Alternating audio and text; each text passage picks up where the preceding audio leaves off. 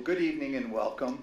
It is 6:30. It is Monday, July the 25th, 2022, and it's time for our Burnsville Planning Commission meeting. Tonight's Planning Commission meeting is being held in person and virtually via Zoom. As chair, I'll be leading the Planning Commission meeting, and the public is welcome to participate when invited throughout the meeting. Members of the public may attend the meeting in person, or they can join us via Zoom. If attendees experience audio problems on Zoom, we suggest you leave the meeting and then try rejoining. That usually fixes the problem.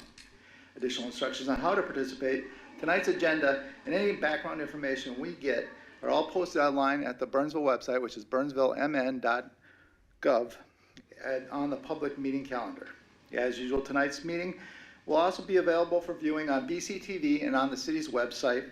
If you're unable to participate this evening or you're watching a rerun, please submit your public testimony to city staff via mail or by sending an email to city staff or sending it directly to City Hall. You may participate on tonight's meeting by going to zoom.us/join and typing meeting ID 973-1502-2578. Once you're logged into the meeting, please use the chat feature to let the moderator know which item you plan to speak to. Also, you can call into the meeting by dialing 651-372-8299. Again, you would use meeting ID 973-1502-2578. For each public hearing, I will open up time when callers may speak to that item and give more instructions at that time. Your call will be muted until then. Please note there might be a slight delay due to difference in technologies. So if you find that you have your computer turned up or your TV turned up, please mute those so that we don't have an echoing effect in the delay. With that, I am going to move on to the agenda. And looking at the agenda tonight, it looks like we have 2 public hearings and updates. So any additions to the agendas, commissioners? See enough, I'll turn to staff. Any changes? No changes. All right, well, I'll look for a motion. Commissioner Braddock. Motion to adopt. Motion to adopt the agenda has been made by Commissioner Braddock. Commissioner Awad. I second the motion. Second by Commissioner Awad. All in favor, please signify by saying aye. Aye. And that is unanimous. Next, you should have had received meeting minutes from our last meeting, which was July the 11th, 2022. Everybody got a chance to read them, I'm assuming. Any changes to the minutes as they were listed? Not seeing any from the commissioners, staff? No changes from staff. No changes made. Do I have a motion to accept the meeting minutes? Commissioner Wallace. Make a motion to approve the minutes. Motion's been made. Commissioner Braddock. Second. And second by Commissioner Braddock. All in favor, please signify by saying aye. Aye. Once again, we're unanimous. That brings us to number 3 on the agenda, and it's a public hearing for the application of a Panda restaurant group for a planned unit development amendment for construction of a freestanding fast food restaurant with a drive-through on the vacant parking lot parcel located south of County Road 42 and west of the planned Aldrich Avenue extension, known as Lot 6, Block 1, Burnsville Center, 3rd edition. Here to present is our applicants, or our urban planner from Stantic, Kristen Baldonado. Baldonado. Baldonado. I'm going to keep practicing. I'm getting used to it myself. I'm like, I gotta write my name down so I don't say the wrong one. Well, congratulations then. Oh, Sounds like you just got married, right? A couple years ago. Okay. Okay. You get over it now. Yeah, go ahead. Well, good evening, commissioners. My name is Kristen Baldonado, and I am a planner with Stantec. And this is a public hearing for an application from Panda Restaurant Group for a planned unit development, a PUD, amendment to construct a freestanding fast food restaurant with a drive-through on the vacant parcel located south of County Road 42 and west of the planned Aldrich Avenue extension, also known as Lot 6, Block 1 of the Burnsville Center, 3rd edition. The subject parcel is located just north of the Burnsville Center Mall and is just over 1 acre in size, 1.08 acres. The underlying zoning district is mixed use, and the parcel has a planned unit development overlay. The proposed use as a freestanding restaurant is a conditional use within the mixed-use zoning district. The 2040 comprehensive plan guides this property as BUS, or Business Retail Office. And the adjacent parcels to the south, east, and west are also zoned mixed use and guided the same as the subject property. So a little history and background information. The Burnsville Center planned unit development was recently amended. It's in September of this past year to divide up the original PUD for the shopping mall in order to better accommodate redevelopment around the mall. As mentioned, the parcel is just west of the planned Aldrich Avenue extension, a key improvement component within the Burnsville Center Village Plan that was adopted in 2019. The subject property is currently operating as a vacant parking lot approved by the amended planned unit development agreement in September of 2021 and is therefore a legal nonconforming use within the mixed-use district. The PUD amendment will allow the subject property to operate as a quick service restaurant. The site is currently and proposed to remain accessible from the shared shopping center access.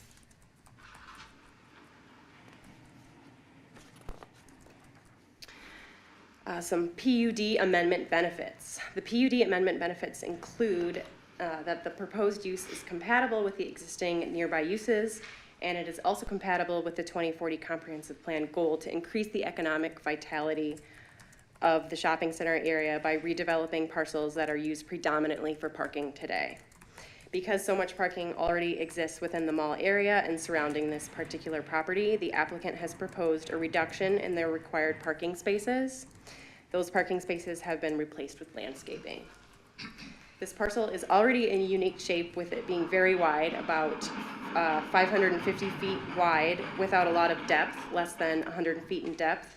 And there was also a right-of-way taking for the Aldrich Avenue extension on the eastern side of the property. So this proposal is actually using quite a unique lot. And finally, this amendment would bring the non-conforming use into zoning compliance. And the deviations include a reduction in the building setbacks. The accessory structure, which is the trash enclosure, is located closer to the County Road 42 than the restaurant building itself. And as a result of the unique lot shape, the applicant was challenged to fit in the required building perimeter landscaping, but as mentioned, landscaping has been increased in other areas. The required parking minimums are not met, but again, this is substituted for landscaping. And finally, the number of signs and construction style of the signage deviates from the code requirements. On to the site plan. So the site plan is shown here, which depicts three two-way access points into the site and one exit only for the drive-through aisle. So here's one, here's two, here's three two-way access, and then here's the driveway exit only. There are two separate parking lots. The west lot has 7 parking spaces and includes access to the trash enclosure, and the east lot has 26 parking spaces and is also where the drive-through is accessed. The drive-through lane has enough space for approximately 20 cars, where 6 are required by code. The applicant anticipates that most patrons will be utilizing the drive-through to pick up food. The building itself is just over 2,600 square feet and has 32 seats on the interior.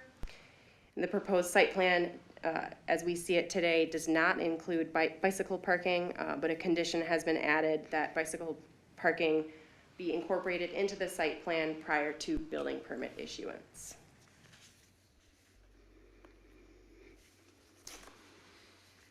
Landscape plan. The applicant is proposing to remove 8 existing trees and install 7 new trees for a total of 16 trees. They're proposing 5 overstory trees above the required 5. The city code requires 141 shrubs, and therefore the applicant has proposed 245 shrubs above the requirement.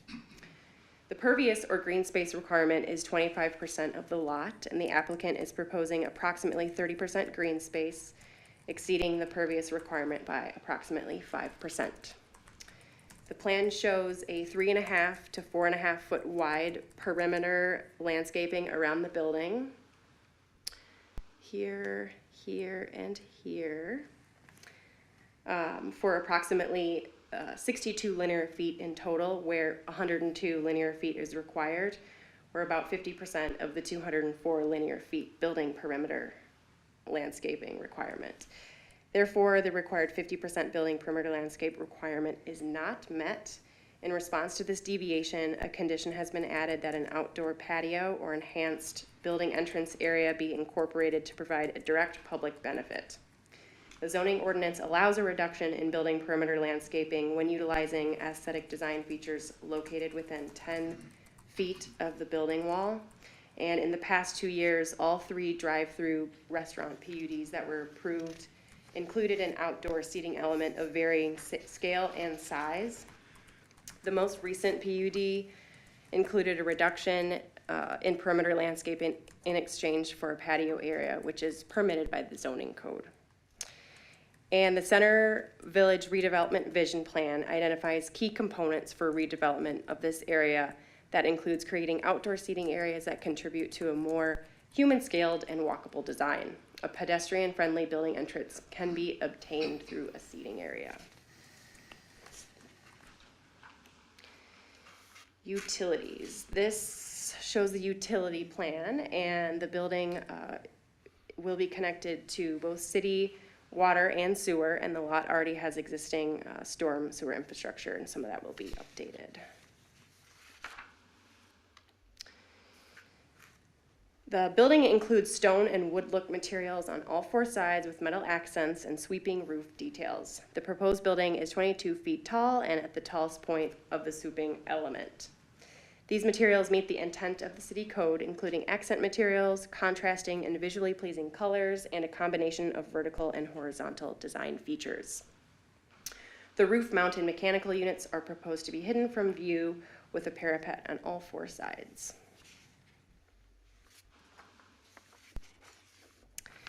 The applicant proposes 1 sign on all 4 building sides and will be required to obtain sign permits. The city code allows 2 wall signs and requires a specific construction style of individual raised mounted letter signs. The applicant is proposing deviations to the number of wall signs and the required construction style. Signage is proposed on all 4 building walls, and the construction style does not meet the code requirements, and as I mentioned previously, this PUD amendment process would allow these deviations. The 7-foot 4-inch trash enclosure will screen the containers and is designed to match the aesthetics of the main structure. And staff has added the condition for the applicant to add an outdoor seating area or enhanced building entrance, as well as bicycle parking prior to issuance of the building permit. And with these conditions, staff is supportive of the proposal. On to the recommendation. So staff recommends that the Planning Commission recommend to the City Council approval of the Plan Unit Development Amendment subject to the following conditions. 1, the conditions of previously approved PUD shall remain in full force and effect. 2, a bicycle parking element shall be incorporated into the site plan prior to issuance of the building permit. 3, an outdoor patio or enhanced plaza space with dining area shall be incorporated into the site plan prior to building permit issuance. 4, exterior lighting shall be downcast and shielded on all faces. 5, all outstanding engineering comments dated June 30th, 2022 shall be addressed to the satisfaction of the city engineer prior to building permit issuance. And 6, deferred park dedication fees in the amount of $18,750 must be paid prior to the issuance of the building permit. And that's all I have.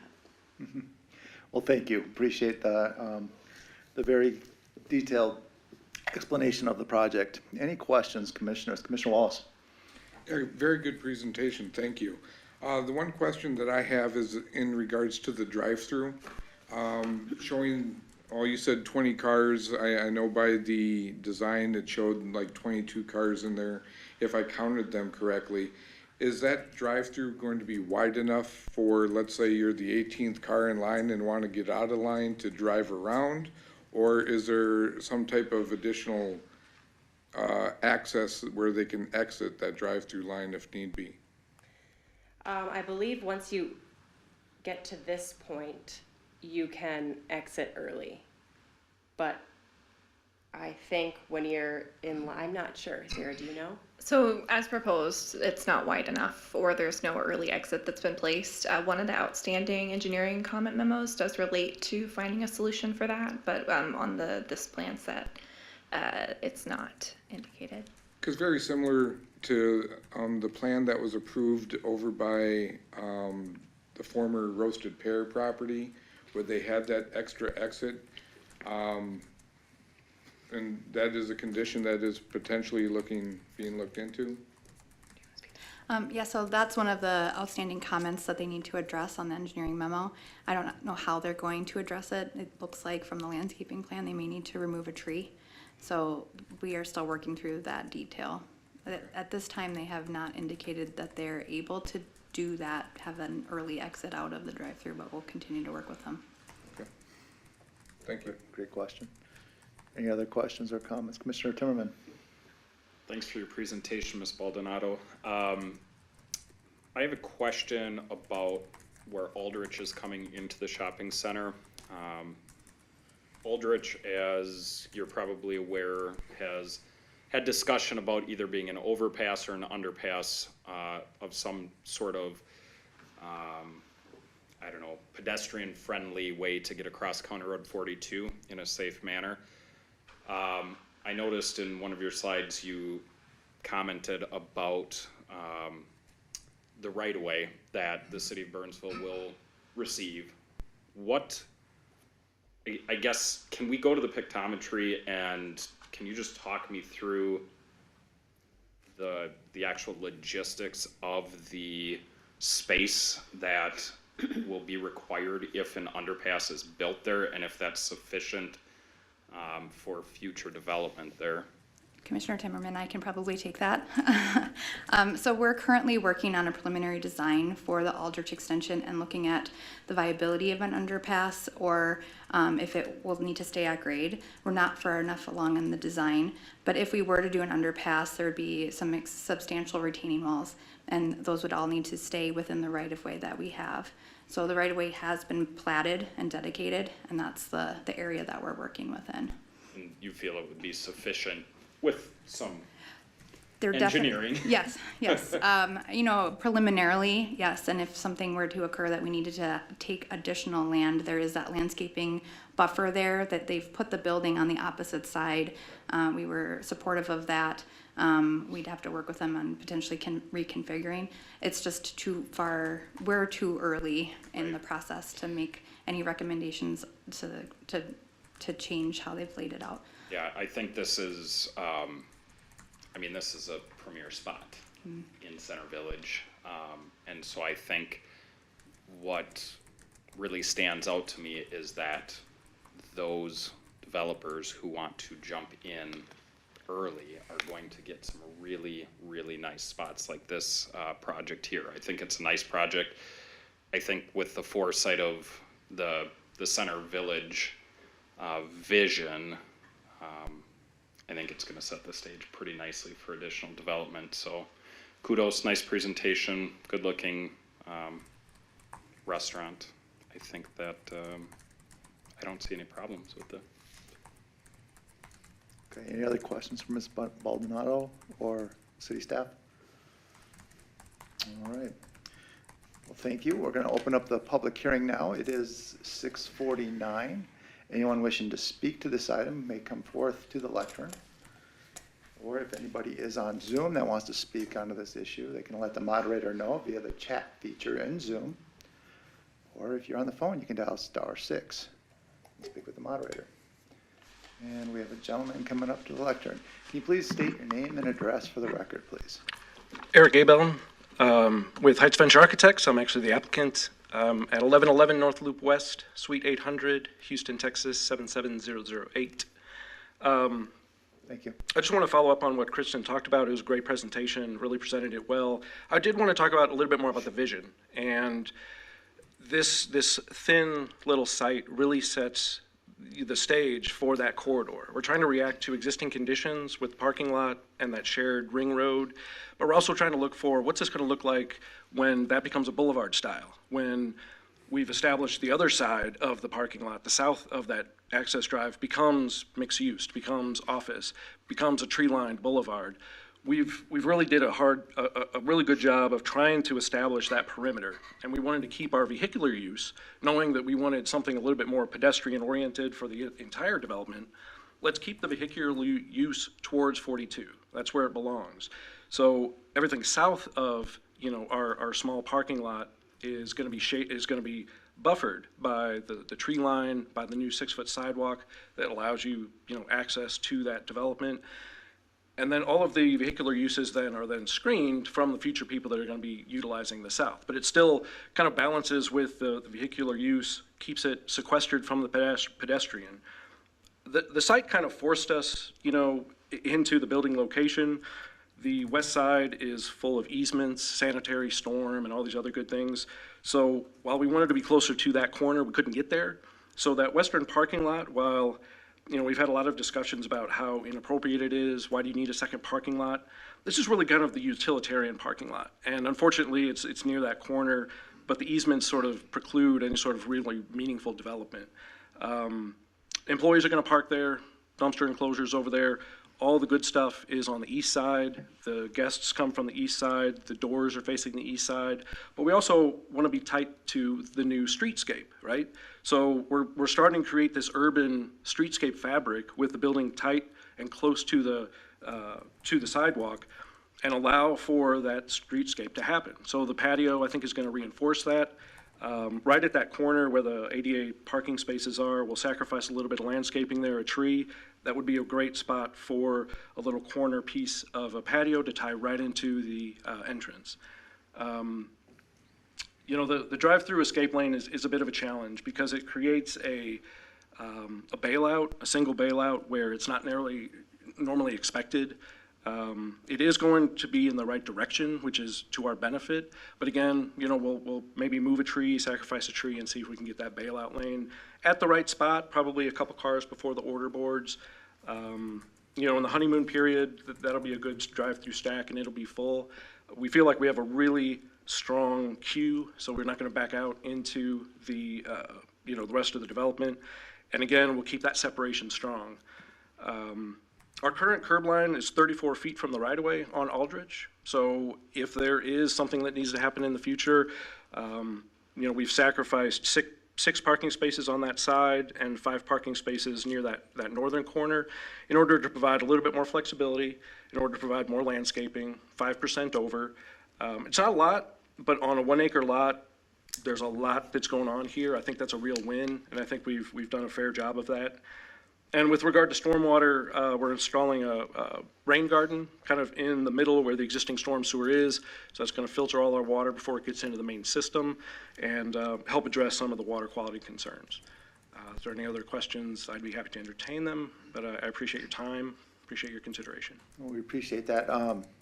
When you go into the building, or do you expect a lot of dine-in customers into the Panda Express? Is it more of a drive-through type of operation, do you find, in other locations? Typically, they run about 60-40. 60-40 drive-through heavy. Over the last 2 years, we really can't count that data. But that has also taught us different ways that people access food, right? So you have third-party carryout that enter the building. You have online ordering, so it's a temporary parking situation. And you also do have an increased drive-through awareness. We have 32 seats in the dining room, and they really do expect those to be used. They're really family-centric, so they're really strong in having dinner together as a family, whether that's you take it home with you and eat at your home or eat at Panda's home. And that's what they call this building style, the Panda home, because they want people to, again, revisit and re-find that dinner time that we've lost over the last several years. So we only have 32 seats, and we're only providing 35 parking spaces. And some of those, 5 or 6 of those will be taken by employees. So it's a pretty tight site as far as their typical operations for a 2,600 square foot restaurant, but I think they'll make it work. Okay. Yeah, I was noticing that with the math when you said 32 spots with 35 seating. Or, any other questions? Commissioner Wad?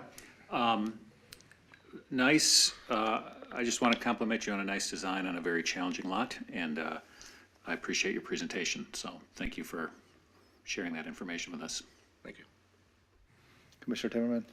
A couple questions for you. I really liked how you talked about this project. It sounds like you have some visions for the south side, and maybe some future development in this space as well, which I think is exciting, and maybe you're hinting at something to come down the road. I'd love to. No, I'm, There's a lot of space. I'd love to, right?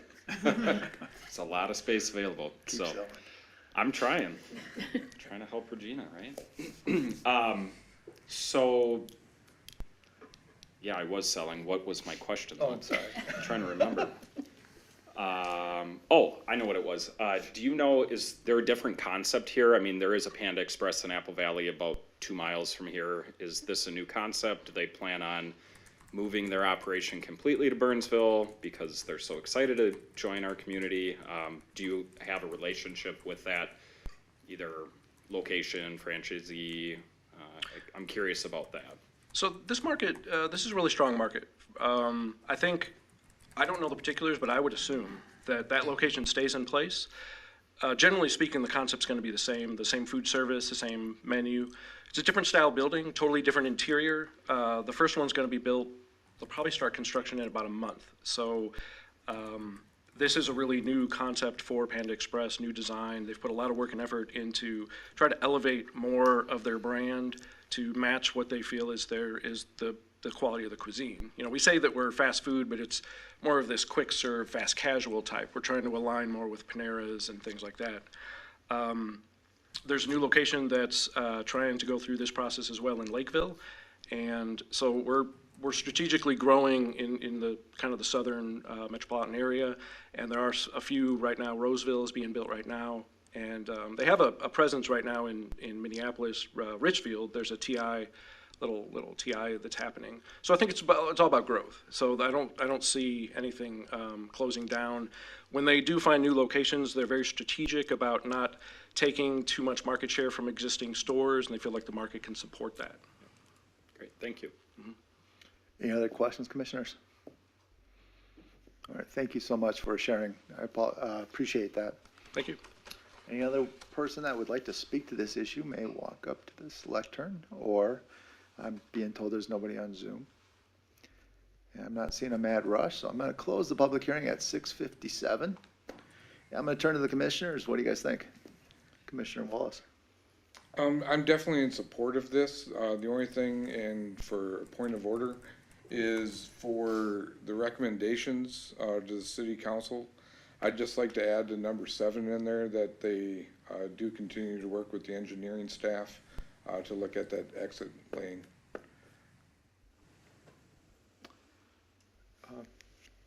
Ms. Madden, were you going to say something? How would we like to phrase that? Or Ms. Desert? Well, so number 5 says that all the outstanding review comments must be satisfied, and it's currently one of them. Okay. So I don't know if you wanted to call it out. I don't know how that works from the planning side, or if it needs to be a condition. It's already kind of a condition embedded in that memo. Do we make it a 5B? Highlight that specifically. I think I think we take the point that it's a recommendation to make that happen. So maybe we can work on the language of that. Yeah, it is included in the memo, and the memo is attached to your report that outlines those outstanding comments.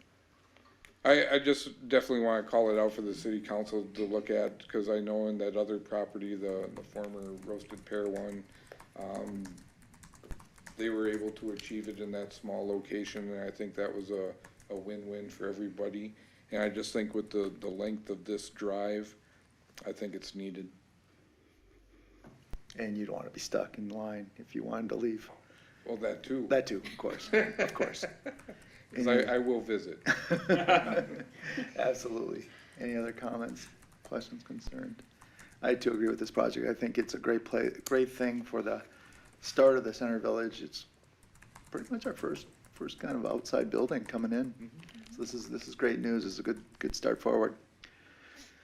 I am looking for, Commissioner Wad, you have something to say? Hi, I'd like to make a motion.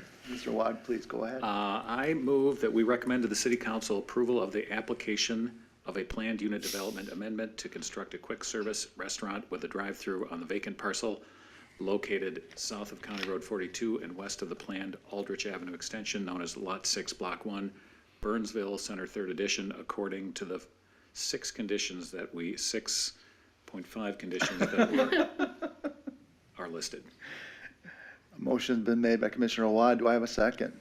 Commissioner Wallace? I'll second. Second by Commissioner Wallace. All in favor, please signify by saying aye. Aye. That is unanimous. It is going to be on the City Council's Tuesday, August the 1st, their Monday. consent agenda. Excuse me, man.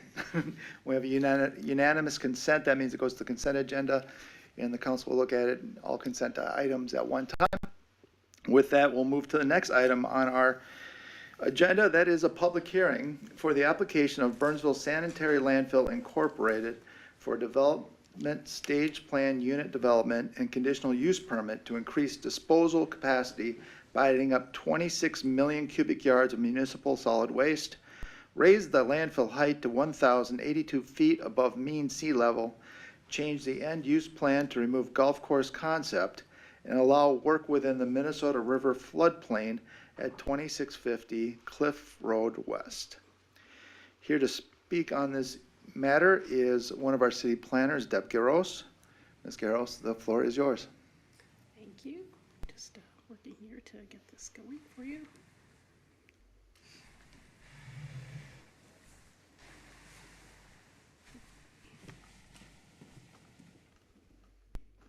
Okay, why are you not working?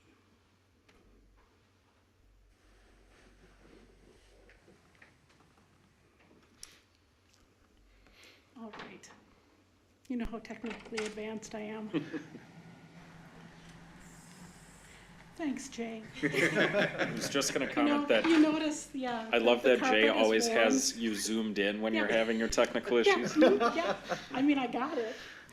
You did. Oh, sure, F5. What's that? All right. Sorry about that.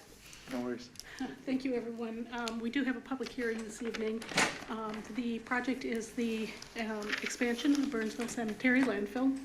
They are looking at two, actually, parts of the application.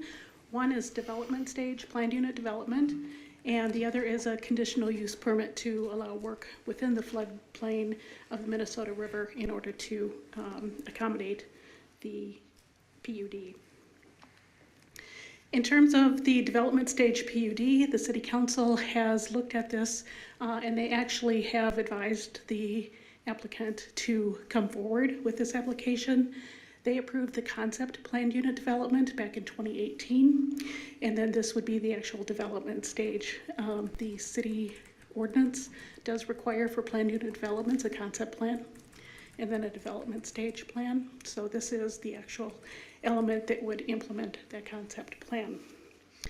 So for the development stage PUD, what they're looking for is to reduce the landfill footprint from 216 to 204 acres, to increase the disposal capacity, and that would be to add 26 million cubic yards of MSW is municipal solid waste. So that's what they're looking to do. They're looking then to decrease the amount of demolition construction or D&C waste and also industrial waste. At this point in time, the landfill operates with the ability to provide those three types of waste and certain filling of those, and that is regulated by the Minnesota Pollution Control Agency. So they're asking to basically get rid of two of the types of waste and then increase the municipal solid waste part of it. This would result in an increase to the height of the landfill from the average, which was approved in 2006 to be between 814 and 820 feet above mean sea level, and that was to allow for contouring of the golf course to be on top of that. And this would be to change that height, to increase it to elevation 1082, which would be an increase from, if the landfill were complete right now with what they are able to fill, it has an approval to be about 104 feet tall. This would increase that to 372 feet tall. They are looking to eliminate the 18-hole golf course for the end-use plan, and this again is something that council has indicated that they have agreed with.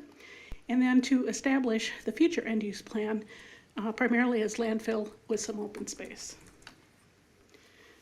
With that, it does involve, there are a number of different approvals that have occurred over the years. One of those includes an interim use permit, which was approved for dredge storage location and a temporary access road. And so instead of that needing to be completed, that interim use permit needing to be completed immediately, they are requesting for an extension and for that area to be allowed to stay in place until such a time as they start actually doing work within that area for the levees that will need to be provided for floodplain protection. In addition to that, there are deviations that are requested, and these are for an existing building that was constructed and also a harvester. It's a tank, if you will, and they were constructed based on the current existing PUD, intending for, at some future date, when it turned into a golf course, for it to become a golf course maintenance building. Since that golf course concept is going away, we're looking at deviations for setbacks, for exterior materials, and unscreened overhead doors to basically allow the building that is there now to remain in place. We talked a little bit about the conditional use permit.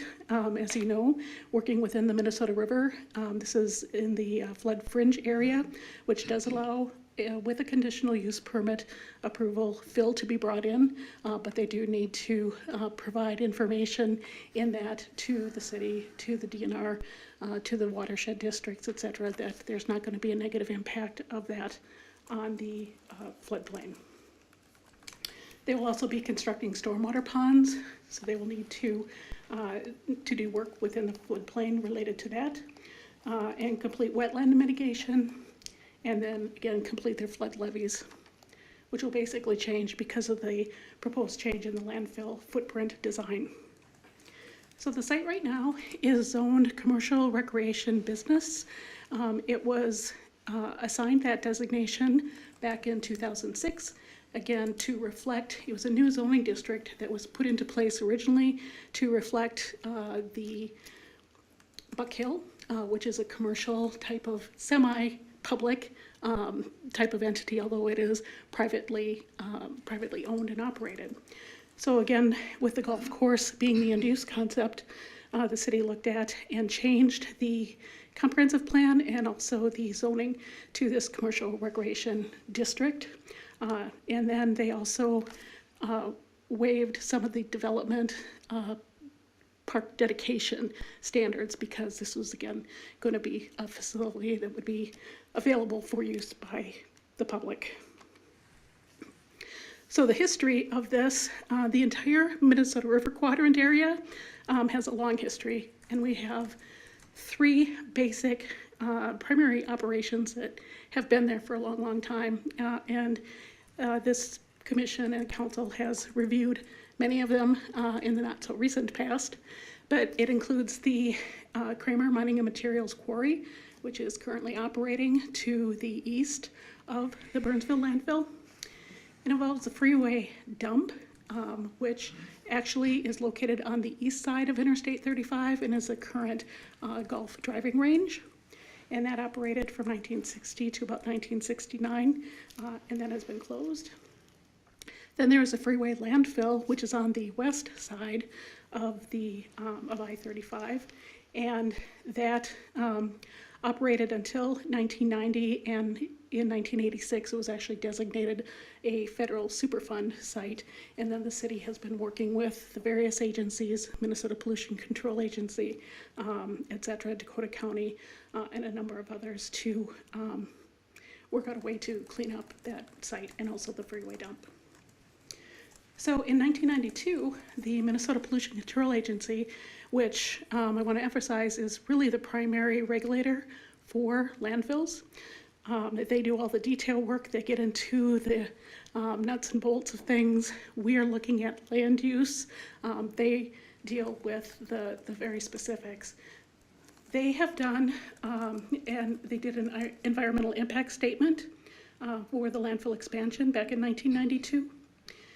And then they issued what is known as a CON, or Certificate of Need, for the landfill to expand to the west, which is known as the West Development Area, or WDA, and then also to expand to the north, which is known as the North Development Area, or NDA. And this graphic shows you where that North Development Area is, kind of in the pink, on the north side of the landfill. And then the West Development Area is this area in red. And what will change is the majority of the North Development Area will go away or be removed. There has not been trash installed in any of these sites at this point. So basically what the proposal is to move that part of the footprint back to the south, about 700 feet from where it currently is. And then they will place what's called the Annex development area, which is, I believe, about 77 acres, just to the north of the West Development Area. So that's kind of how that settles out. And then there are a number of different aspects that go along with that. In 1994, the city approved a plan unit development for Kramer Mining and Materials for the expansion of the quarry. And at that point in time, they owned also what we know of as the Burnsville Sanitary Landfill. In 1997, KMM sold the Burnsville Sanitary landfill to U.S. Waste, and then shortly after that it was sold to Waste Management, which is our current owner and operator. In 2003, the city approved an expansion for the landfill again, and that was the first mention of the public golf course concept. Also in 2003, Dakota County actually conducted a voluntary environmental assessment worksheet or environmental review to look at that North Development Area to determine if there were environmental impacts that would need further study and analysis. And they found that there was not potential for significant environmental effects at that time for that plan. In 2003 also, the landfill received approval of a conditional letter of map revision. When you're in the floodplain, you need to work with FEMA and the DNR. And what these are is they take a look at basically the dike systems were involved in this, and you need to indicate how you're going to provide the protection, the flood protection, and then get those details. And that ultimately ends out on the FEMA maps that people can look up for floodplain insurance.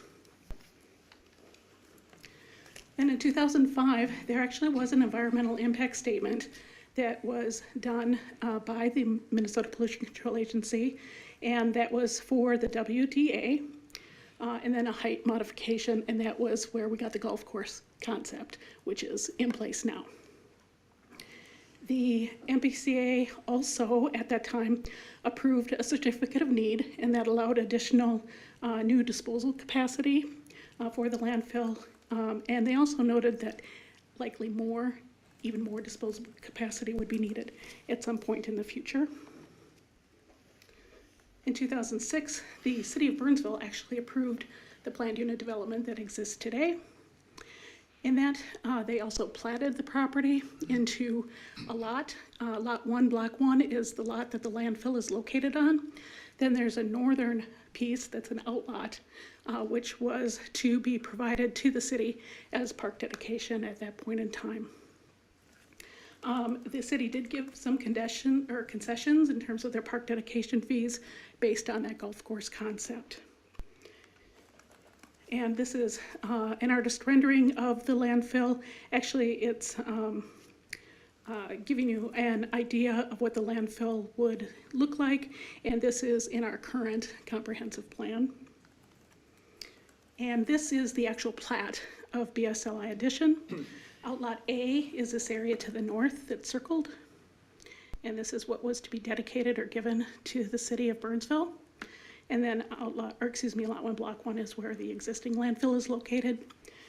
After platting it, it was found that Cargill actually has a deed restriction over about 300 feet of the westerly part of the landfill property.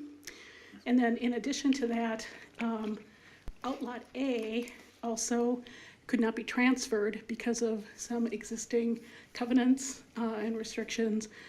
So what happened is the city then decided, well, we couldn't take Outlot A for park dedication. So they did a use agreement for Outlot A to allow the city to basically install trails, use it for parks, those types of things. And then later, there was actually a conservation easement that was provided over Outlot A, again, restricting uses primarily to the park and trails and natural resources. So with that, we had the conservation easement given over Outlot A. And then there are separate agreements, a lot of separate agreements that are associated with the landfill project that are not really part of the land use approval, but we just wanted the Planning Commission and public to be aware of these.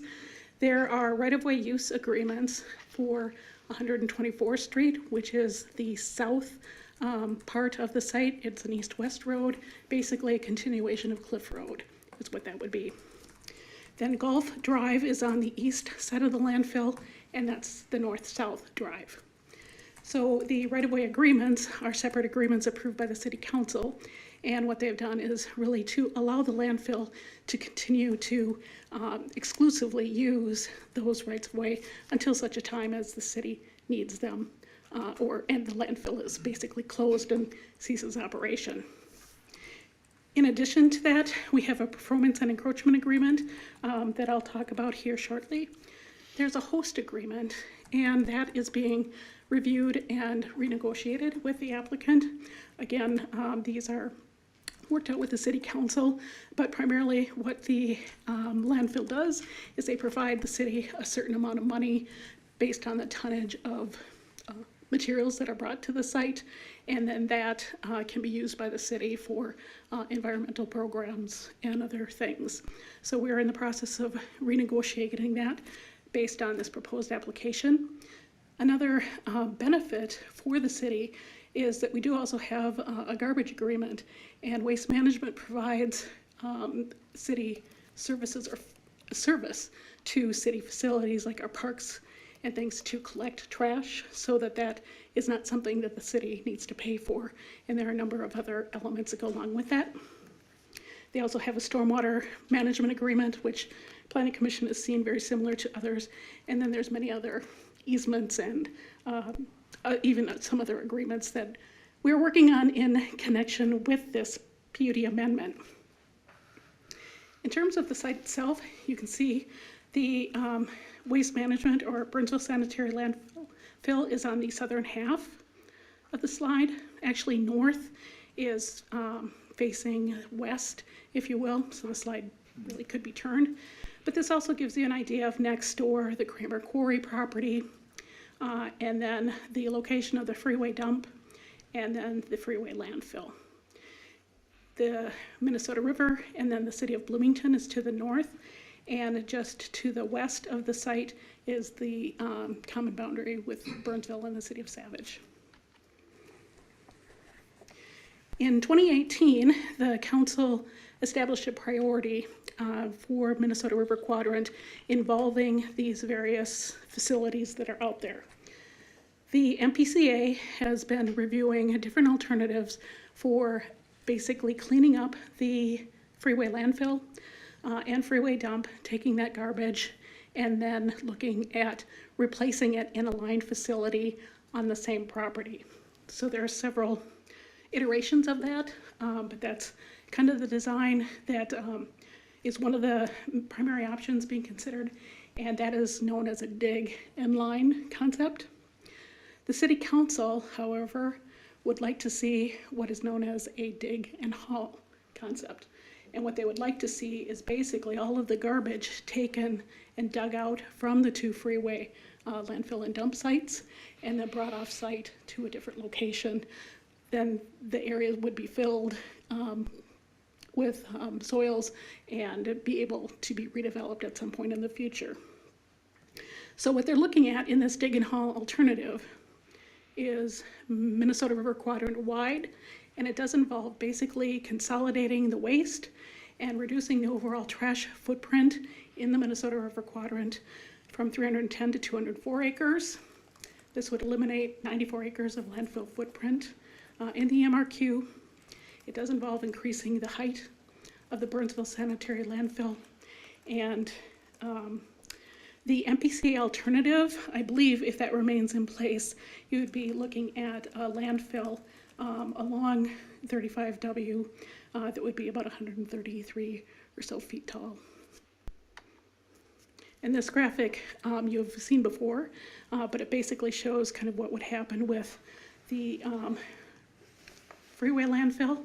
This is looking basically from the river to the southwest. But this is kind of the dig and line option. And then again, they would be taking the fill from freeway dump.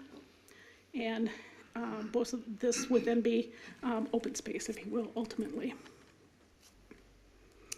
In 2018, the City Council did approve the concept PUD for the landfill. We knew from that time that because of the increased height that was proposed, that we're not going to have that flat top any longer for a golf course, and council kind of concurred that the golf course concept isn't going to be really workable, and the plan for the landfill addition really makes that a pyramid, and there's not going to be area on top that is going to be usable for all intents and purposes. Since then, we have also taken a look at other items, and there are some issues with the trails that have come up, and also the potential to use the property. So in the concept plan, this is what was approved, and you have kind of a side view, if you will, of this elevation going up to elevation 1080, which is at 372 or so feet. And then this is basically what it looks like. And this is this smaller area that you have at the very top of the landfill. So that's what was approved in the concept. Same type of thing, only this is in color. And this shows you where the the north development area is. And then the west development area would be through here. This annex development area is what is proposed for the footprint expansion, if you will. And also, along with these, KMM has done their reviews. They've done their received concept and development stage PUD approval for their property. And the landfill has gone through their environmental work, which was a supplement to their earlier environmental impact statement for what is proposed. And that process, again, was conducted by Minnesota Pollution Control Agency. They had their comment period. They determined the EIS basically to be adequate in terms of the materials. They provided all the materials to at least address questions that were raised. And then they have adopted their findings of fact as of February this year. In terms of PUD benefits for this project, it has the potential to take all of the waste from the freeway landfill and dump and then allow for cleanup and redevelopment of that part of the city. has a potential to reduce the total trash footprint from 310 to 204 acres, and that's in the entire MRQ. And then relocating those eliminates 94 acres of landfill footprint, if you will, in the MRQ, reduces the number of landfills from 3 to 1. The wetland impacts that are proposed have been reviewed by the Parks and Natural Resource Commission. The proposal actually is a slight reduction in impacts to wetlands, and they will also be providing wetland credits. So the PNRC has recommended approval of their proposed wetland mitigation plan. The applicant, as I indicated earlier, we have these other agreements for them providing garbage and other types of facilities, also with a host agreement. And then it does move the landfill footprint approximately 700 feet further from the Minnesota River than the current project.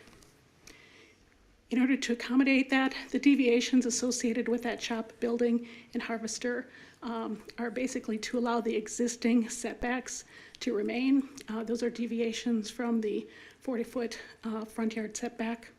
And then there would also be a deviation to allow basically the exterior materials to remain as they are, as opposed to having to be changed to the different industrial performance standards. The application, really this is a summary of that, and it does show a few things that I want to take note of. We do have the proposed annex area, which is this area here, kind of shown in blue. And then that's about 27 acres. They do show the existing unlined area of the landfill, which is inside this white line. And this part is unlined because lining wasn't always required. And so this part was the first part of the landfill to be created, and that's the area that is currently unlined, and then the rest of it is lined. We do have there's three here. We do have representatives for the applicant here that can give you more detail if you'd like on the liner, in the lining. But basically, that is the existing condition. And then we included this in your packet, which just gives you an idea of what's allowed based on the current approvals from 2006, and then the proposed development. Just wanted to make note for Planning Commission, I did have the wrong information in this last cell. Ultimately, it's moving to about 45 million cubic yards. The freeway dump and freeway landfill together is about 6 million cubic yards, so we do want to make sure that there is enough capacity always available so that they can take those materials from freeway landfill and dump. For the project itself, a couple of things just to note. We talked about that there is Outlot A up through here, and then there is a separate conservation easement. And that conservation easement will likely need to be amended. They'll need to remove the new annex development area from the conservation easement now. And then there are also some existing trails, which are shown in red. These are existing easements. And again, we have some of those that are in the annex development area. So those will need to be removed, and that likely will be a future vacation process by the city council. And then in terms of the grading plans, these are very difficult to read because there's so much information here, but I guess just in general, just wanted to show that we are looking at some stormwater improvements, stormwater ponding, just north of the existing landfill. And then they have a separate grading plan for the south part of the landfill. And that shop building and harvester tank I was referring to, those are located in this area of the site.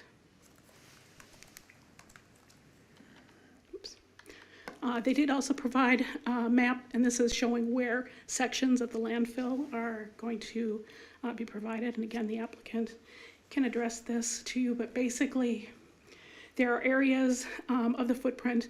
The ultimate or most high part is what's shown here at elevation 1082. And then depending on where you're at within the landfill, it is structured a little bit differently. And these are all based on cross sections, if you will, from that plan. They do provide information and the details about the liners. And again, we just have these. And if there are questions, again, the applicant can address these for you. This would be the dredge spoil area site that I referred to. And this had an interim use permit on it, basically for this site and this access road to go away. And again, what the applicant is requesting is to allow that to continue until such time as they're actually doing the work for the new annex area and doing construction of the levee system around that new area. There is also a temporary road, a conditional use permit that was approved back in 2013, and it's approximately in this area of the landfill, the southwest corner, if you will. And that was a CUP which allowed fill in the floodplain for a temporary access road. If that is going to remain, then we need to make sure that they provide the FEMA information that would be required for it to remain. If it's going to be removed, then again, there are other standards for things that they need to provide to us, like as-built plans, etc. And this is a close-up. The yellow building is here. There's also, they are actually set back from the right-of-way, but the existing parking area is within that. And then the harvester tank also is not set back far enough, but it's not within the right-of-way use. So we'll have to look at a future date, once this it becomes used or we improve the road, they'll have to work with the city on what to do with that part of the parking lot. Floodplain and wetlands, I talked about this a little bit in terms of the information that they need to provide. Their wetland replacement plan, again, recommended for approval. In terms of woodlands, landscaping and lighting, the applicant is meeting the city's requirements. Their tree permit they'll need to do that before they can work at the site. This plan actually reduces tree impacts from 26% to 19%. The landscape final cover, they have agreed to work with the city and MPCA to provide some type of wildflower type material for habitat, but we do need to make sure that it's something that can work so it isn't going to cause problems with the liner system or the landfill. The applicant has agreed to do that. Their lighting and photometric plans are well within the ordinance standards. That was a question that came up during the concept PUD and I believe also during the environmental review. They're showing basically the illumination levels of just a little bit less than 1 foot candle, and this is on the actual top of the landfill. The ordinance would require minimum 2 foot candles, or maximum, I guess, of 2 foot candles at the property lines, so they're well within that. And as far as the SEIS, we did learn that the FAA will require a red flashing light on top of the landfill. It's going to be at a height that it will need that, similar to the grain storage bins that are in City of Savage. Then in terms of engineering, there are a number of things that we are working on still with the applicant, and those go to all those various agreements, but basically looking to provide a road network consistent with our MRQ plan. Park dedication, we've talked about trail easements in consideration of the deed restrictions from Cargill, etc. Also, the landfill they currently have a leachate system, which is basically taking all of the materials that as the landfill starts to settle, and that is removed to the city sewer system at this point. It's very corrosive material, and we've had some issues to one of our Lift station. Thank you, lift stations. I'm like, I know what that is. Lift stations, thank you. So the applicant is working with MPCA to directly route that leachate directly into an MPCA system, and that will be part of what goes on here, but the MPCA, or excuse me, Metropolitan Council has indicated that they are in favor of that. And in terms of the project itself, as I said, our existing comprehensive plan shows the landfill and the trails. They will need to make application, if this is approved, to come back and amend the comprehensive plan to basically remove all of the golf course information from the comp plan. We may need to modify the trails as well, based on what we find out here and working with a level of detail. And they'll need to change that use then from that golf course site back to the industrial site that it was previously. And the industrial zoning is I2, and basically all of the other properties are also zoned I2, and they're covered by planned unit developments. One of the other items that came up that was news to us, and something that we need to work out, is during the SEIS, there are new air permitting requirements. And what this is a requirement to protect the public, basically from, you have flares, and there's methane gas that comes from the landfills, those types of things. So in order to protect the public, they are requiring a fence to be installed basically around the entire landfill. This same air permitting also applies to the quarry, and they either have been or will be installing a fence as well, which is all well and good, except that it cuts off our ability to access our platted right-of-way and also for public use for trails. So we are going to need to be working with staff, MPCA, and the applicant to find a way to work around that. Just another wrinkle. With that, we did receive a number of comments that were provided to Planning Commission in your packet. And we did receive letters from City of Bloomington, the Hennepin County Board of Commissioners, and the Department of Natural Resources. Those are also provided in your packet. At this point in time, the applicant still needs to meet with DNR to address some of their concerns over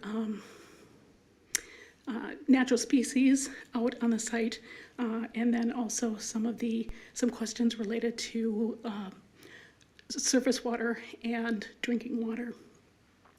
With that, we are recommending that this Planning Commission public hearing be continued to your next meeting, which would be the August 8th Planning Commission meeting, but to take public testimony this evening, and then what we will do is come back to you on the 8th with any additional information that you need from this and any of the comments that come up from the public hearing. Ms. Garros, that was just a wonderful description of everything that we're going through and what we're looking at. I appreciate that. This is very much a contentious item, obviously, and I think there's people here to speak to that. And so what we're going to do, we're going to follow the same procedures we did with this last public hearing. We will turn to the commissioners to ask questions to city staff. Then we'll have the applicant come up, and then we'll open up the public hearing for anyone that wishes to speak to this issue, which I'm assuming a few people do. Ms. Garros, just for clarification, I think there was some information put out there stating that we were planning to expand the trash onto or use on unlined sites. And the whole mindset behind expanding the use of the sanitary landfill is to remove the trash, the dig and haul option, to remove the trash that's unlined and move it to another site that is lined so that our drinking water stays safe, or under that assumption. Is that correct? That's correct, yes. Okay. However, there are parts of this, and I would let the applicant address this.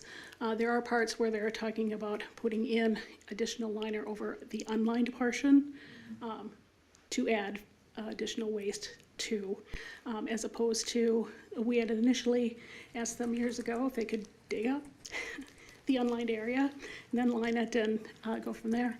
And that option was not available. So there are parts in terms of the liner that we do have folks here that can address those questions for the commission and the public. Okay. Besides Ms. Garros, Ms. Madden, and Ms. Desirud are here, the city engineer, to speak on any questions you might have. Commissioners, any questions for city staff? Mr. Timmerman? I have a number of questions, if you don't mind me just going down the list, Chair.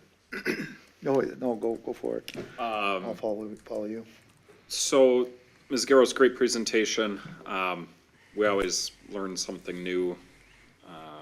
There's a lot of agencies involved here. A few of the questions that I have are surrounding the environmental impact. And we don't have, I guess we don't have the conditions set forth that would be proposed by city staff in the final recommendation. But I'm wondering if one of those conditions would be that if the Burnsville Sanitary Landfill is in fact expanded, that one condition is that it is to take the waste from the dump and the Freeway Landfill. That would be one of the conditions, yes, definitely, that we will be recommending, Okay. yes. And then,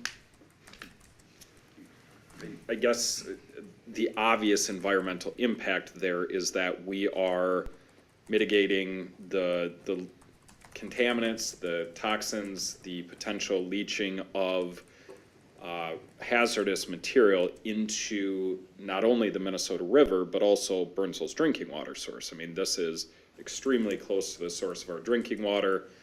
And so for our city, there's some real concerns, not only with environmental impact, but with health impact here, correct? Yes, that's correct. We do have our city consultant here from Black and Beach, that if you have particular questions about that, he can talk to you kind of about that issue. But that is definitely an environmental concern that we have currently and will continue. Needs to be further studied, and he can address that for you. Yeah, I think it'd be great to hear from him and also the applicant, maybe before we hear any additional public testimony. Just a suggestion. Oh, I already brought that up. But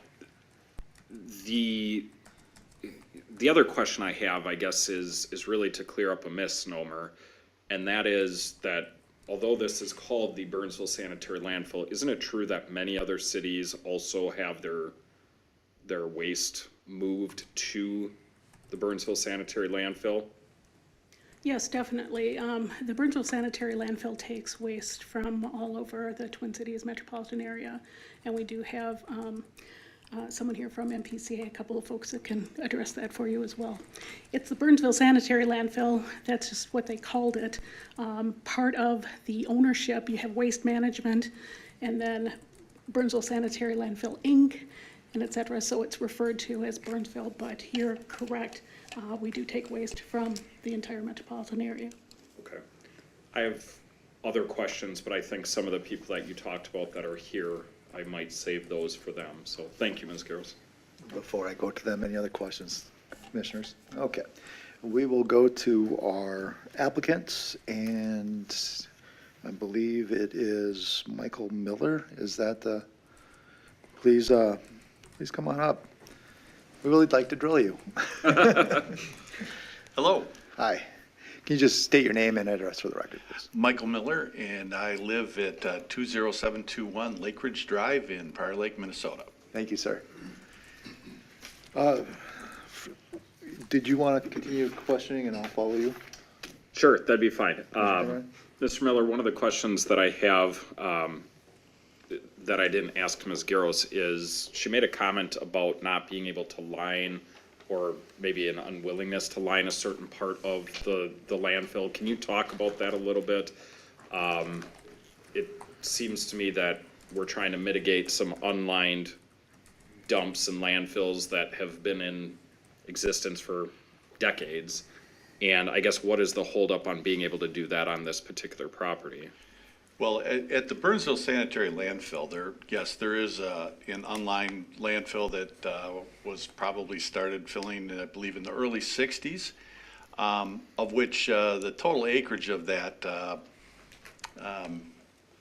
they could help, it's probably up above my head here. Roughly half of it has been lined over with approved liners. So half of this unlined area has already been filled over. It has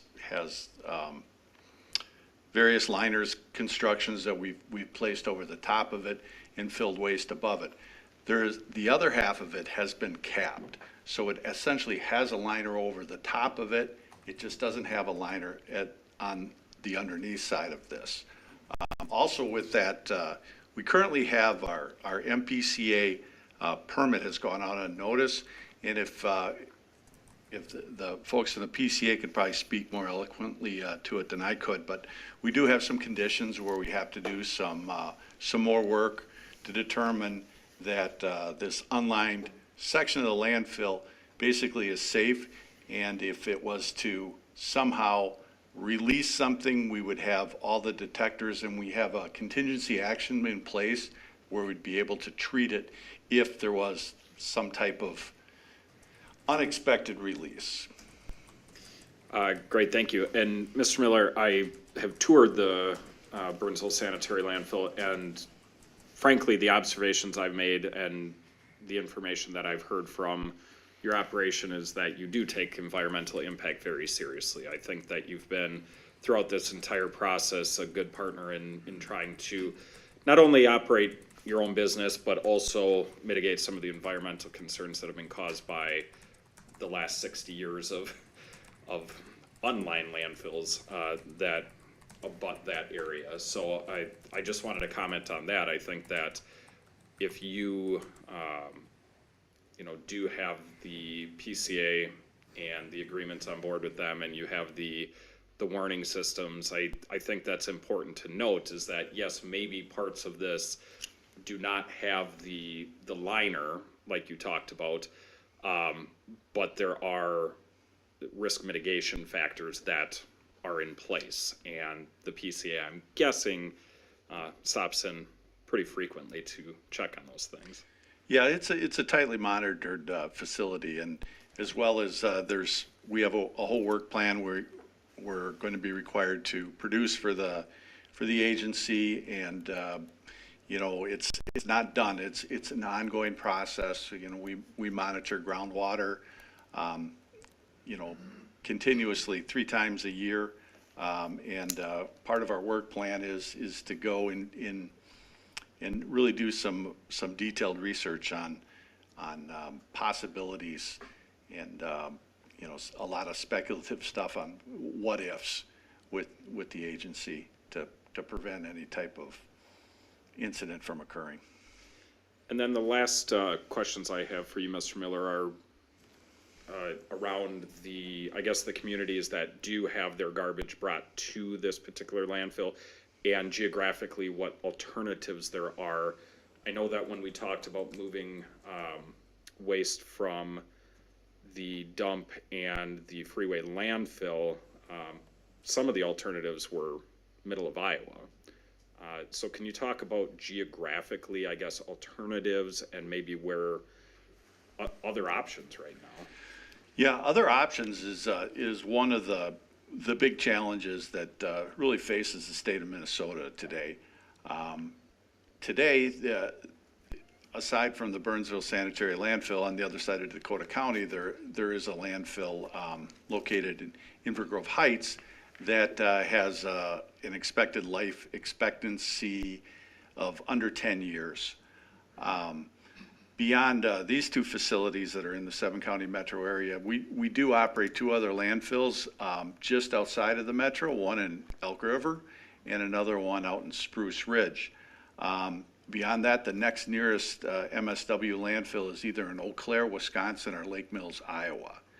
And recently, the MPCA did give some conditional CON approvals for some other facilities to undertake environmental review to see if they could start accepting some more MSW, and that would be at a facility in Shakopee and another facility in Inver Grove Heights. But in the short term, there's not a whole lot of options. Earlier when you were asking Ms. Garros about where the waste was coming from, roughly 50% of the waste that's disposed at the Burnsville Sanitary Landfill does come from within Dakota County. 1/3 of the waste comes from Hennepin County. We also receive 1/3 of our waste that we receive at our Elk River landfill, our Spruce Ridge landfill, and currently at our Lake Mills, Iowa facility is all made up of 1/3 of that total volume is from Hennepin County. Real good. Thank you, Mr. Miller. Any other questions, commissioners? Then I'm going to go. So as far as the liner is concerned, this is obviously something that is of a thicker material. I mean, what guarantees that there's not going to be seepage into the drinking water from there? Well, the liners are designed, and I should probably let Nick Bono, who's with Carlson McCain, he's our principal engineer that's done most of the designing and knows most of the specs on the liner. So I'll let him take that. Yes. All right, thank you. Thank you. I'm going to have you do the same drill, just your name Absolutely. and address for the record. My name is Nicholas Bono, 2755 Holly Lane, Plymouth, Minnesota. Thank you, sir. As Mike said, I'm an engineer and project manager with Carlson McCain. I've been working on this project since 2018 when we first came in and met with the city, and have had subsequent conversations with the city, county, the folks from MPCA, MCES regarding the leachate sewer that Deb had mentioned as well. So I've been on this project for several years now. In regards to your question about the liner systems, so the MSW areas at the facility need to comply with the Subtitle D liner requirements, which is the Resource Recovery and Conservation Act of Subtitle D of that, which was promulgated in 1991 and started to take effect through the 90s. So various facilities at that time were either installing these liners or they were shutting down, right, because they didn't want to make that investment. So that consists of a natural soil layer, which in this case is 2 feet of compacted clay, and then a synthetic membrane, which is a 60 mil high-density polyethylene plastic sheet that goes on top of the compacted clay liner. So that is the liner that is in place for the newly permitted, it's not necessarily new, but since about the year, 1998 or so, all those areas. And in fact, Deb, if you wanted to go back to that kind of site overview figure with the air photo that shows the unlined and lined areas. The areas that are outlined in yellow are kind of separated into different phases of liner. You'll notice that there is some overlap between those areas in yellow and then the white boundary that says unlined area. And so what that is in areas that had previously been unlined, it was permitted by the MPCA to actually line over the top of that waste kind of up onto the slope with an alternative type of liner, which consists of the same 60 mil high-density polyethylene membrane, but instead of a soil barrier layer, it's a synthetic soil geotextile. And so that allows you to be able to construct that liner on slopes of existing waste where it's going to be much more difficult to get a very solid compacted clay liner in those areas. But it does meet the Subtitle D requirements. It does require a variance from the MPCA, which the facility has obtained. So there are areas of the unlined area that do have this slope liner installed over it, which makes it extremely difficult to go back into those areas and try to access that waste again. And as Mike was mentioning, The total unlined area is about 88 acres, and the area of slope-lined area is just shy of 40 acres, I believe. And then with the slope that is needed coming off of that in order to access it, you're just about taking half of your area that would be inaccessible if you were to try to access that unlined area. So that was kind of your quick landfill liner basics. Are there any other questions on the liner system or? No, I appreciate the 101 on that. Sure. As far as what is unlined and what gets covered with the liner, would it be that the rainwater, whatever, will not seep into whatever is down there? Is that the mindset behind that?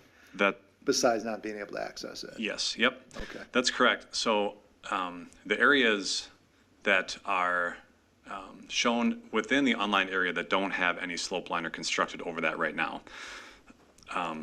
a portion of that will have new slope liner built over it so that more waste could be put on top of that, but it would be lined. The only area that wouldn't be happening is that very far north arm. So the blue boundary showing the limit of the annex area there, from there basically south to the edge of those yellow cell boundaries that are shown, there will be new slope liner installed in those areas. The area between the blue limit of the annex area and the white limit of the unlined area on the existing landfill, that will be the traditional Subtitle D 2 feet of clay, 60 mil geomembrane on top of that. So really, if there's any, the areas that are below grade and closest to the existing water table are going to have that 2 foot of clay plus the 60 mil geomembrane. With,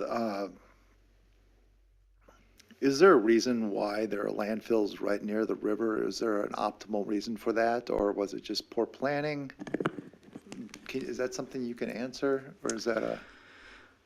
You know, I wasn't around when they first started this landfill, but it was pretty common back in the day where if you were digging something out of the ground, say rock or sand or gravel, you could put something back into the ground.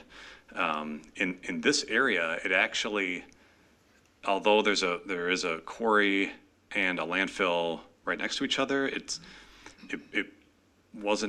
didn't necessarily take that same pattern, because obviously they're still excavating within the quarry, so they're not filling that back in. It was an industrial area. It was kind of an area that wasn't very suitable for other land development. There were probably some low spots, some wetlands that were thought of as not being very useful. And so back then they would say, well, we can make use of it. Let's put some trash there. And so I think it was just a combination of there's some industrial area or some industrial activity in this area, and there's, you know, what was thought to be not very usable, not very worthwhile land. Okay, thank you for that explanation. I know you don't have all the specifics of our situation. However, here we are with this this issue that needs to be cleaned up, and I want to ensure that we clean it up where it doesn't hit our groundwater. That is probably the most important decision I may ever make in my lifetime, and that's just a recommendation. But even for City Council, this is a huge decision, and I don't want anybody to think that we take this lightly. So I think that's very important. If we were to do the dig and haul and increase the size of the sanitary landfill, wouldn't water runoff be going through the contaminants into the river? Isn't that a possibility as well? So the surface runoff from the active landfill, anything that contacts waste is going to be contained as leachate, and that's going to be sent to the sewer system. So that all gets collected at the base of the liner within the leachate collection system.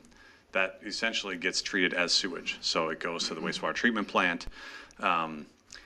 the runoff that makes it to outside of the boundaries of the waste, that has not contacted waste. That has contacted cover soils that have been installed over the top of the waste.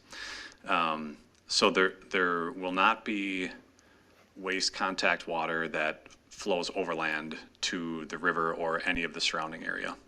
It gets collected basically before it gets there and into some kind of a sewer. Okay, that helps. I appreciate that. With that, I've done some digging. Any other questions, commissioners? I see what you did there. No more digging.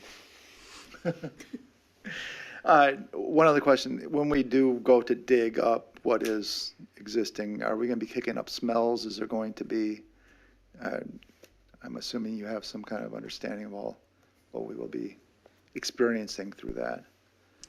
Right, so there are some regulations based on the state rules about the amount of cover that needs to be installed. So basically anything that gets worked during a particular day has to be covered with at least 6 inches of daily cover soil at the end of each day.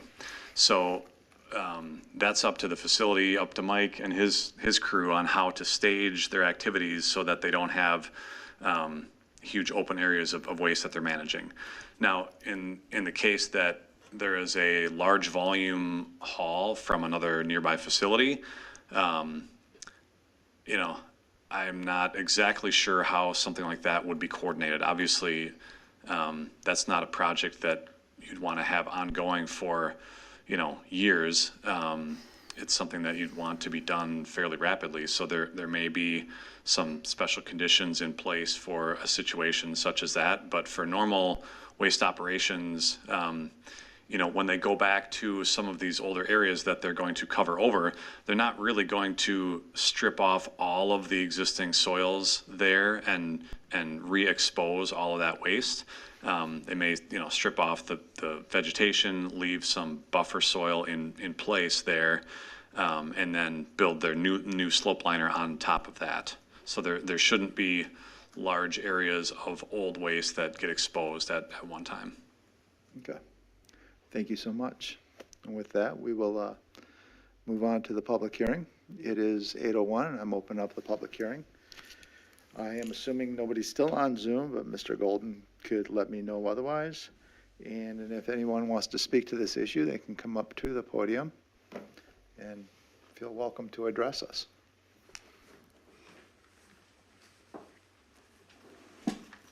Thanks for joining us, sir. And if you could start by stating your name and address for the record. I will definitely do that. Good evening, Mr. Chair, members. My name is Tim Bussey. I have the honor and the privilege of serving as the mayor of the city of Bloomington. Appreciate you spending the time on this topic tonight, this very important topic, and I do appreciate it. I think we have a presentation, which I see you working feverishly to pull up. I will say that I'm joined tonight by City Council member Sean Nelson, who represents the district in Bloomington that abuts the Minnesota River.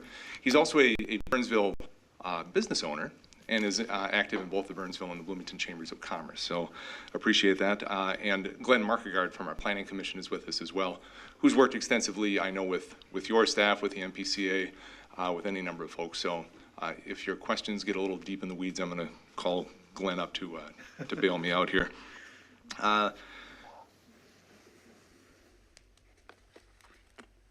I'm here tonight to provide testimony because the city of Bloomington has significant concerns about the proposed landfill expansion.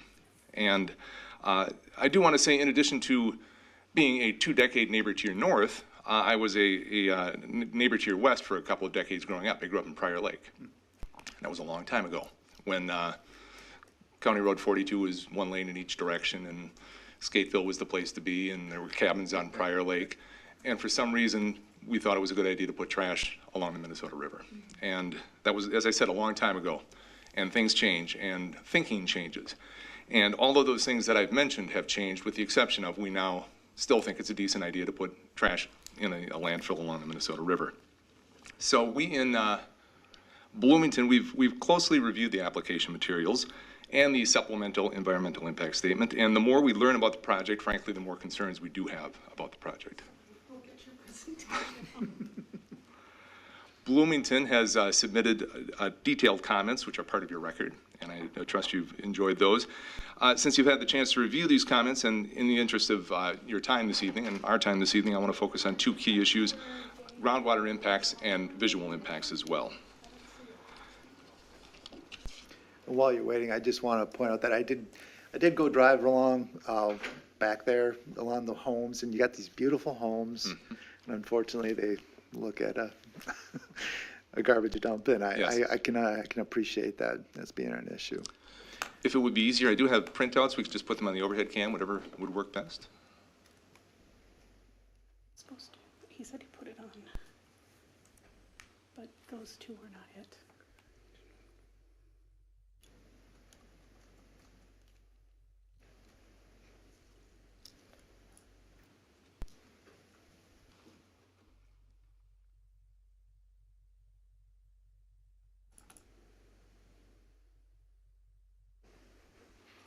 I'm gonna grab my overheads.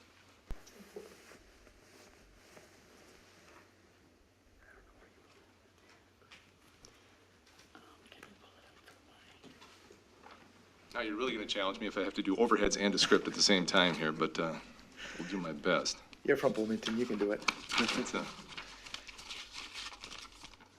There we go, look at that. So do it this way, see if we can make, I will have to put my glasses on if we're doing it this way. So as you all know, the environmental impact statement points out that large portions of the Burnsville Sanitary landfill are unlined. We've talked about that already this evening, and you can see the unlined areas highlighted in yellow on the screen. And our concern is that the waste in this area can easily seep into the soil and into the groundwater that all of us do rely on. And again, as you know, there are two other landfills in Burnsville, the Freeway Landfill and the Freeway Dump. And just like the Burnsville Sanitary Landfill, the other two landfills are also in the floodplain of the Minnesota River, and both of those are indeed unlined. And as you know, because they're unlined, both are planned to be rebuilt and moved at a potentially pretty staggering cost in order to avoid groundwater contamination, such an important issue. As public policymakers and as stewards of the public dollars, we need to learn from this expensive and potentially environmentally damaging history and not allow history to repeat itself here. So the environmental impact statement states that the water table around the landfill is already interacting with the unlined waste during times of flooding on the Minnesota River. The water is artificially low in the area right now due to massive dewatering at the Kramer Quarry, but once the quarry ceases operations and dewatering ceases, the quarry is going to fill up and it's going to become a lake, and the water table in the area is going to rise dramatically, creating a much more interaction between the groundwater and the unlined waste. We are concerned that the waste is going to impact the groundwater, the adjacent lake, the Minnesota River, and potentially the aquifer. The environmental impact statement points out that placing additional waste on top of unlined waste will impede future corrective action. Logically, if remediation is required in the future due to observed contamination, having a mountain of additional waste on top will greatly increase the cost of mitigation. The city of Burnsville retained the engineering firm of Black & Veatch to assist in the review of the application, and the following is a quote from their report. The quote says, "The potential for new waste to impede corrective action was observed in multiple public comments. While additional waste volume may complicate or delay remedial action, ultimately, modern engineering and environmental practices can adequately address contamination with the proper planning and funding." And those are, the emphasis added is mine. That's optimistic. In other words, contamination could be addressed as long as there's enough money. And the statement begs a couple of questions, obviously. First of all, where is the funding going to come from? It's from the Burnsville taxpayers, state of Minnesota taxpayers, from waste management. The second question is, what happens if the proper funding is not available when remediation is needed? And the third rather obvious question, rather than creating the potential for a problem and then paying to fix it, wouldn't it be better to avoid the issue altogether? We do have the PowerPoint now, so if you just let me know, I can change it when. Why don't we do that? If you could go to this slide, and I will. Right there, perfect. Thank you for that, appreciate it. Reading the staff report before you this evening, we noted that it states, "An item is included for the applicant to consider lining the unlined area of the BSLI landfill, which would be a substantial public benefit for the city and the region." And obviously, we strongly agree that lining the unlined area would be a substantial public benefit for the region. We do officially and formally and with heartfelt request that Burnsville formally require the lining of the unlined area rather than leaving that up to the applicant or how it might work. Next step, please. Next slide, please. I'd like to turn now to visual impacts. As with the groundwater impacts, we have significant concerns regarding the visual impacts. The application before you tonight would allow the landfill to expand to 1,082 feet above sea level. That is 372 feet above the surrounding grade and 389 feet above the nearby Minnesota River. The highest point in Bloomington is Mount Gilboa at the Highlands Ski and Snowboard area, which reaches a height of 1,020 feet above sea level. The peak of the proposed landfill will be 62 feet above Mount Gilboa. The landfill, as we've talked about tonight, will be so large that the FAA is going to require warning lights on top of it to reduce the chance of airplane collisions. And even though it lies in a floodplain, the landfill is not well separated from residential uses. Homes in Burnsville lie less than 1,000 feet away, and homes in Bloomington are also very close across the bluff in the Minnesota River. Next slide, please. If approved, the landfill could expand to 45 million cubic yards built out. Now, 1 cubic yard is kind of easy to imagine. 45 million cubic yards is hard to fathom. Now, to put that in perspective, the largest pyramid in Egypt is the Pyramid of Giza, and that's 3.37 million cubic yards in volume. The proposed landfill would have more than 13 times the volume of the largest pyramid in Egypt. If approved, the landfill will become the dominant visual feature of Burnsville and of the Minnesota River Valley. It will become the visual symbol of our portion of the region. Next slide, please. I've talked about Bloomington's concerns with groundwater impacts and visual impacts. We have additional concerns with waste composition, wetland removal, surface water impacts, air quality, environmental justice, odor, noise, aviation, lack of public input. We don't have time to fully explore all those options tonight, but we've addressed them in our comment letter.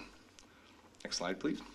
Ultimately, your decision tonight must be based on the findings required in the Burnsville City Code. Before a conditional use permit can be issued, your city code requires that you make 10 findings.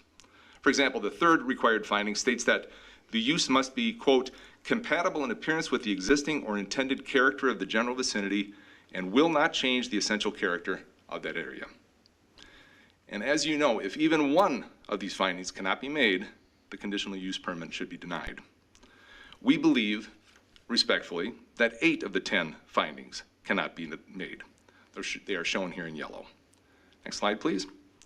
With any conditional use permit, state statute provides the ability to attach conditions of approval. While we don't think you should affirmatively make the required findings, if you disagree, we ask that you attach appropriate conditions of approval. We've recommended 10 potential conditions of approval in our comment letter. Examples include a condition limiting the height of the landfill and a condition prohibiting additional waste on top of unlined portions of the landfill. Next slide, please.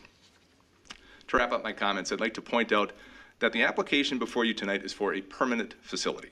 If approved, this landfill will be here until the next glacial age.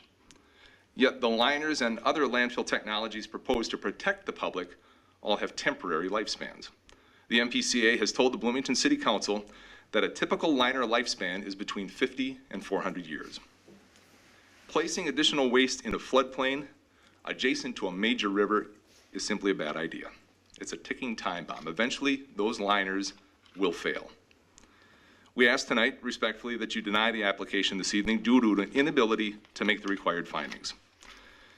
We understand that the primary benefit your staff sees in the expansion of the potential for relocation of waste from the Freeway Landfill and the Freeway dump.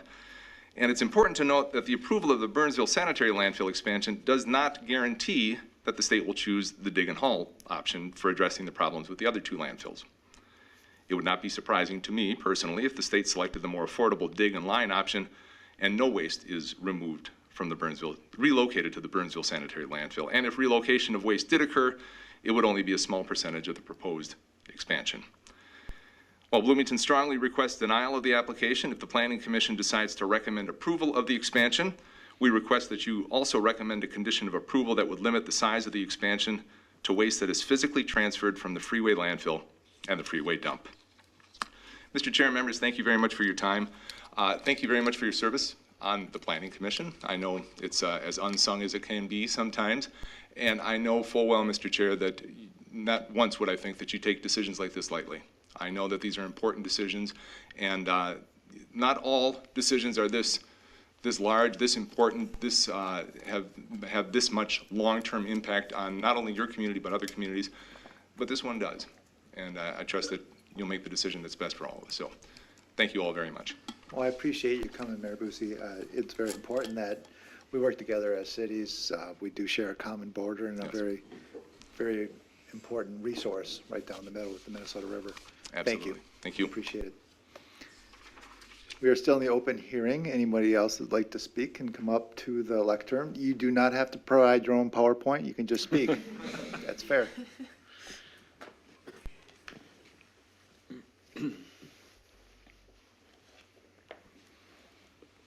And thank you for joining us. And please, your name and address for the record. Yeah, Sean Nelson, 5112 West 105th Street, Bloomington, Minnesota. I am Mayor Busey's colleague on the Bloomington City Council. As he noted, I also am a business owner here in Burnsville, own two businesses, a residential remodeling company and a skylight and sun tunnel company. I moved here when I was 4 years old. I grew up in Burnsville.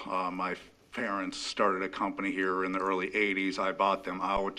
Other than 3 years that I was at college in Indiana, I have been very well connected with the Burnsville community. Mayor Busey gave you a good description of the concerns of Bloomington. I can tell you as the representative of District 2, which is the southwest portion of Bloomington, I hear from a lot of people that are concerned about the visual impacts, the groundwater impacts. We have a very avid bicycling community within Bloomington that utilizes a trail down there, and they're worried about the impacts that'll have on them, the natural resources, the wildlife, all of that type of stuff. What I want to talk about, though, is because of my background in Burnsville here, I want to talk about some of the positive things. And I think you guys are absolutely going the right direction to clean up the Burnsville landfill and dump. And I actually candidly believe that my parents put waste in that as a remodeling company back in the day. And so I remember when the state was going to require companies to pay part of the cleanup of it, and my parents are like, what?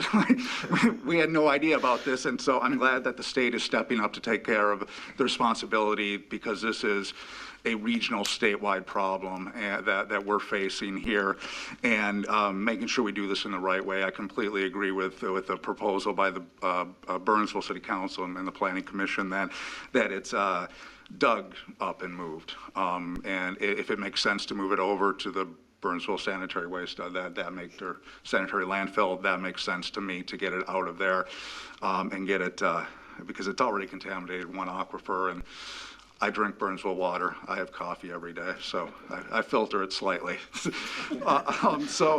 But what I think is important when we look at this in terms of that is making sure we have the right conditions. Sounds like you're talking about those types of things, but making sure that there's a condition to relocate the waste and not just do the dig and fill.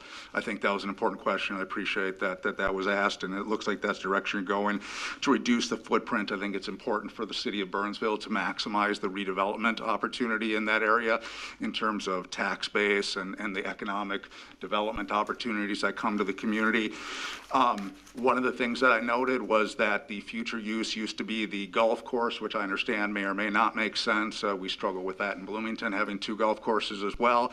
And so looking at that, but making sure that it's public, because right now it looks like they're going to change that to landfill and open space versus, and I don't think landfill was in that previously, and so I'd be very skeptical of continuing that landfill as a future use of that property.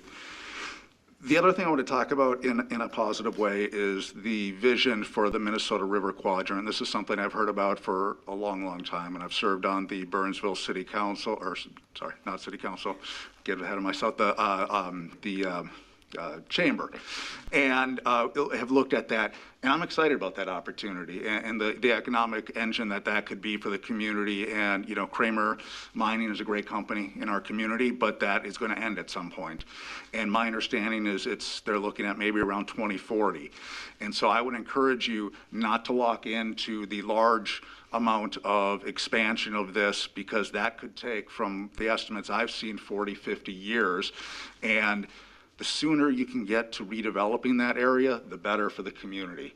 And so I really strongly encourage you, if this is something you're going to move forward, if there isn't another option, to limit the amount. Don't give them the entire expansion. I believe the MPCA is looking at doing a smaller expansion as a preliminary approval, and I strongly encourage you to limit that so that you can get to that redevelopment opportunity there. I mean, having that mixed use, residential, light commercial, it's a very different use. I think it was noted earlier in the conversation that one of the reasons a dump was put down by the river back in the day is it was not great land and it was a very industrial space.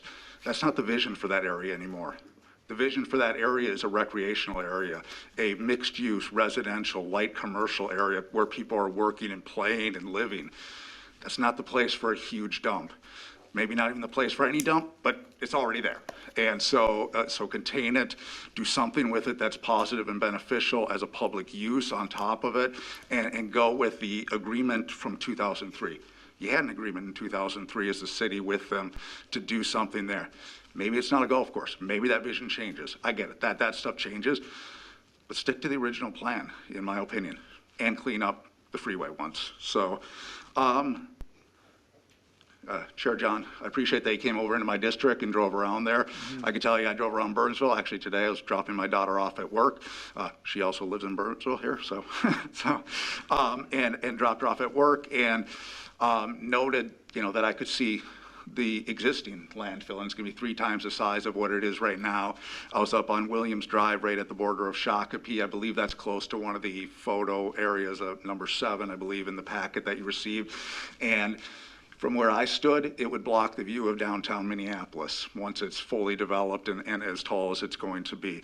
There will be visual impacts on Burnsville and Bloomington along that area, and I think that I really appreciate that you got out and took a look at how that would really impact people in there. Sorry, I don't have as much staff support as the mayor on my presentation and PowerPoint, so I just have my own notes here. So I guess, you know, in conclusion, the thing that I would say is looking at potentially moving the Minnesota River Quadrant project forward in the next maybe 20 years, maybe less, getting that started versus waiting for a landfill to be fully filled up for 40, 50, 60 years.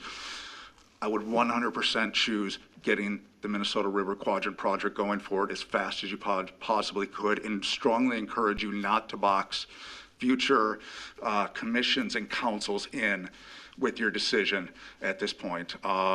Give them the flexibility to look at that. There was talk that maybe there's going to be additional landfills in Shakopee, in Emerald Grove Heights. We don't know what it's going to be in 10 years. Don't box yourself in. Give yourselves that flexibility to make the right decisions today and in the future to deal with that. And so I'd strongly encourage you, if you're looking at approving this, to really limit how much you approve it, continue to stay involved in that over the next couple decades, and really just put yourself in a much better spot than if they have the permission to do the entire project right away. So thank you very much, appreciate it. We really appreciate your comments, Councilmember Nelson. Appreciate you coming in and sharing with us. Thank you. Yeah, thank you. And you don't even have to be an elected official. If you'd like to come and speak, you're more than welcome to. I think they prefer that if you're not. Anyone else would like to speak to this issue? There was nobody else on Zoom. Therefore, I will close the public hearing at 8:23, and I'm going to turn it over to the commissioners. Would like to continue the public hearing to the next meeting, because we have the DNR issues and some things still to work out, and there may be additional testimony as well. We would not close the public hearing. I'm reading my Right. Robert rules here. Okay. Yes. Got it. Thank you. With that, but that would require a motion, correct? Yes. Okay. Or you certainly can continue to debate and We'll keep that end open right now, and Yes. we'll continue to talk. And I really do appreciate staff making that recommendation. This is a huge initiative. Obviously, I don't know if people are aware, we get the background information on Thursday or Friday, the weekend before. We have a weekend to study it, and this is a bigger issue than what a weekend study can be handled. So pushing it off for another 2 weeks, I think, is very reasonable, or makes the most sense. However, I need my commissioners to agree with me on that and make such a motion. Commissioner Timmerman. I'll make the motion, but before I do, I just want to thank our elected officials from across the border. I think it was great that you came. You were both very articulate and passionate, and I hope that we convey that we are, and I know our city council does as well. This is a once-in-a-lifetime issue that we all have to deal with, and there is no perfect solution. I think we just have to find a palatable solution. So with that, I think it's wonderful to continue, get some more information, hear from the PCA, hear from others who may have testimony to share. And so with that, I would like to make a motion to continue the public hearing until our next meeting, which is August 8th.